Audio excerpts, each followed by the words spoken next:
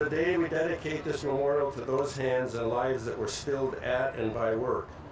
The clerk, the cashier, the farmer, the miner, the driver, the mechanic, the laborer, and all the too many others. Remembering, like us, they had so many hopes and dreams that unfortunately died with them. I think many of us know of someone who died on the job. I know of 2 people who died on the job, a workplace accident.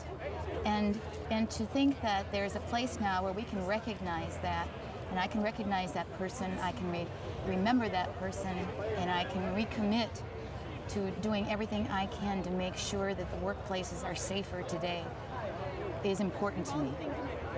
As this memorial develops, it will be like others that are on the Capitol grounds, a place where people can come, reflect, and revisit lost ones.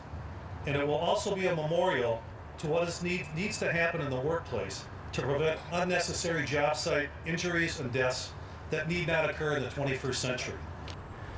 Mark Wickstrom carved these inscriptions we have here behind us by hand, with skill, with patience, and with commitment to this memorial. Some days I would look at that and say, I'm never going to get done with this.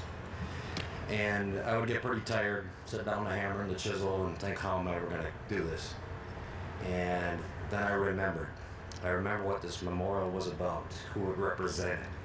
And I remembered the tireless effort of Dave Roe and a 25-year track of standing up for workers.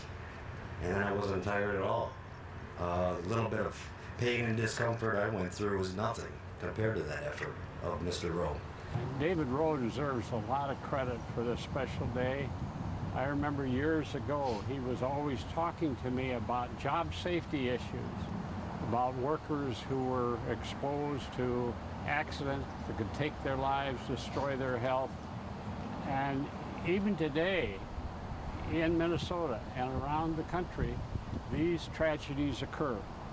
And this memorial center, the first of its kind, I think, in the country, will allow us to come together and honor the memory of those who literally died to build our state. We're pleased and proud to be on the same grounds of all these military heroes who have died for their country.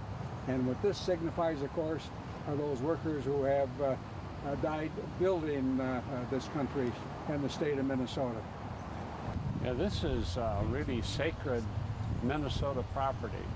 We've got all kinds of acreage, but what we see around here is our heart as a state, as a people. This precious land should be set aside to honor those who lost their lives working in Minnesota, and so we can celebrate today.